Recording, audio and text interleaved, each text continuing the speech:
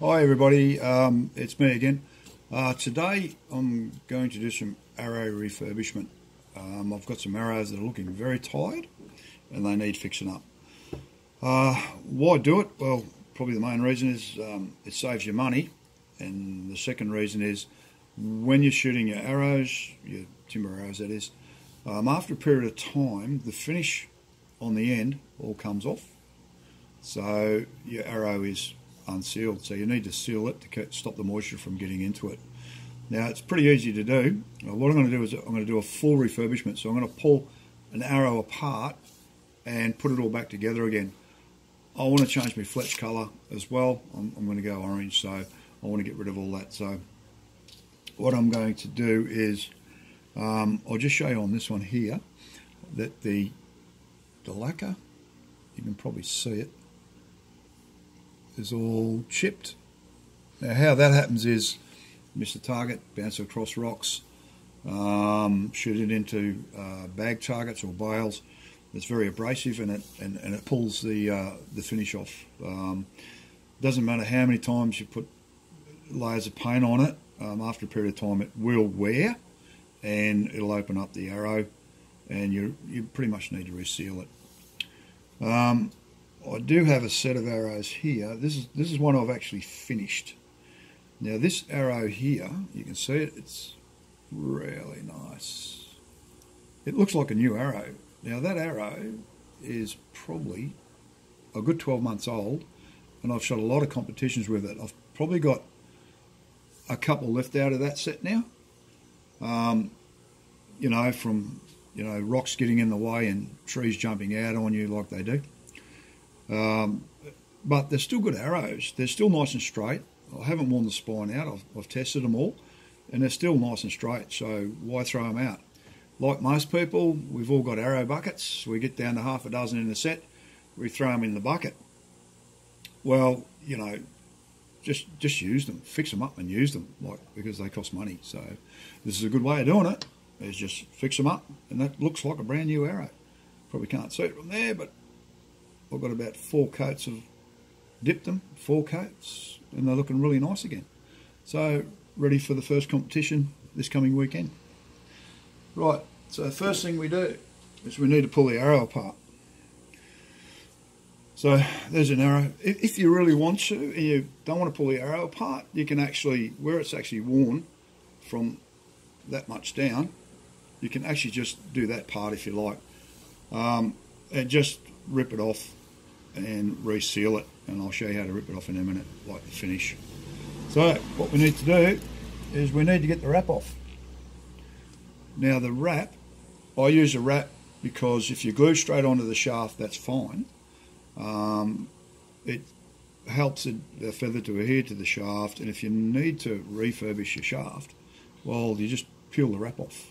And if you've ever tried to get a feather off a shaft that's on bare wood, I guarantee you'll take a splinter or 2 off. So this is how I do it. This is the easy way of doing it. So I just get my razor blade, not cutting deep, just cutting the wrap, and I'll peel him off like that. We'll pull pull that one off. Right. Okay, I'm just going to do this in stages, bit by bit. It is easy once you get it going. There we go. She's going. So I've cut down that, and all you do is you just keep peeling it off until you got it all off. And I haven't upset the integrity of the shaft by scraping it with a razor blade, and it's pretty much as easy as that. And I've got a really nice clean shaft underneath to use again. Look, a lot of people haven't got the skill to do cresting, patience all the time. But if you use a wrap, I'll guarantee you'll never have the feather fall off. It looks quite nice as well. And they're quite a functional thing for the money. Right, once we've done that, we need to get the point and the knock off. Now these are screw-on points. I'm going to taper these and put a taper point on. So it doesn't matter what you're using, screw on or glue on. I'll just put you down here what you need to do is apply a bit of heat. So I'll put it in my trusty vise. Now, this little blowtorch here, that is the best thing. Got that out of the big green box. The best thing I've ever bought. Is you can control the flame on it. If you do it with a lighter, it bounces all over the place. So what we do is put a bit of heat on it. You can grab some pliers and pull this off with pliers. Twist it off. Or I've got my handy tool here that does it for me. Put that on there and just, there we go. So the heat will expand it. Now if you try and pull it off, sometimes these go on very tight. If you try and pull them off, put you back up here. If you try and pull them off cold, they will destroy the shaft. So I'll grab that tight. When you twist it, it'll actually twist the shaft and you'll just ruin it. Sorry about the focus here too, folks. It's going in and out. Okay, so the point's off. Now we need to get the knock off. Now I've tried all sorts of tricks to get these knocks off. Dip them in boiling water. I've burnt them till they've nearly melted off. But I just found the best way to get these knocks off is with a Stanley knife. So grab your knife, grab your knock, get up behind the knock, anywhere. Just give it a little nick and just keep working around the shaft. I'll put you, come up here, that's better. I'll put you like that. And just keep working it. I love these fluoro knocks. If you tend to smash an arrow into them, sometimes on the solid colours, it'll split the knock and take the timber with it. But these, there we go, she's off. But these guys here, if you hit them hard enough, I mean to the point where you're going to destroy the arrow, they'll actually explode. And they'll shatter off the end of that, which is a good thing. You won't destroy the shaft, that's what I'm trying to say. Okay, there we go. Absolutely raw, finished. Right, so let's put you up here. Right, now what we need to do,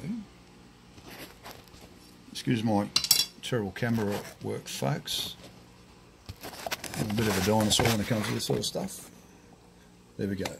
Now what we need to do, we need to take that finish off. 80 grit sandpaper, yep, 80 grit. 320 grit. Triple O steel wool. And some 800 grit. So what I do with the 80, I just want to take that finish off. So we give it a little rub.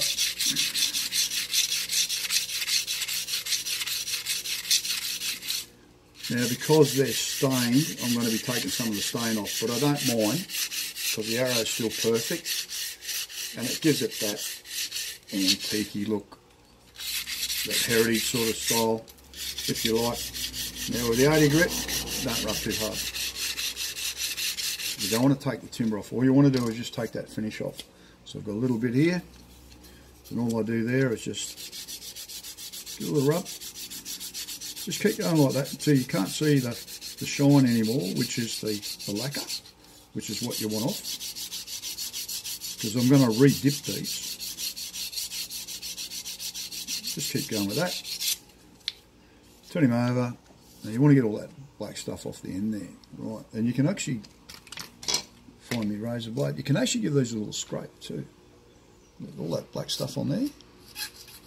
It's taking the finish off and it's taking all that. You can do that.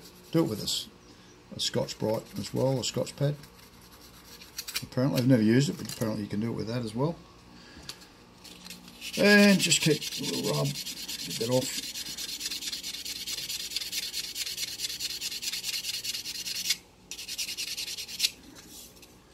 Okay, till you're virtually down to that, and then you get your 320 and just go over it like that.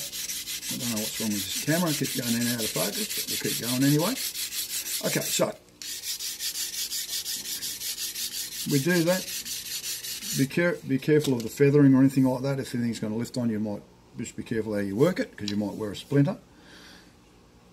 Then we get the triple O, and we buffer up with the triple O. Just keep going like that until you get it nice and smooth. Then we get our 800, and then we buff it up to the 800. Now I'm going to get that arrow so it's nice and smooth. Now, and then there's one I prepared earlier. So what you do, it ends up looking like that. So it's taken a bit of the finish off. Now if you're using just no stain, when it's just a clear pine, a clear arrow or pine arrow, with no finish on it at all, it's going to look that, it'll even look newer. But I sort of like that. Like I said, it's a bit like an antique heritage look, vintage, and it works quite well. So yep, once you've done that, I've cut my point on it, my taper point. What I'll be using are 125 grain points. I'll fit it on there nice and snug. We'll give it a spin. That's pretty good. I've just got to straighten her up just a little bit more. Show you that as she's spinning.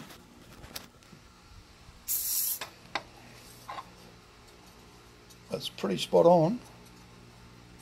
A little deviation in there, just a little wobble. That's a bit better. Yep. So that's working quite well now. That's about it, folks. I'll dip it, and yeah, dip her up. Put the knock and the point on. Put the wrap on it, and put the fletchers on it. And like I said, you'll end up with a really nice looking arrow that almost looks brand new, just like that. And that's all you've got to do. Righto. I don't think there's anything else that we need to talk about. That's pretty much it. So if you want to save yourself some dollars, that's certainly the way to go about it, for sure. Yeah, okay, that's it. Thanks for listening, folks, and I hope this is some help to you. Bye.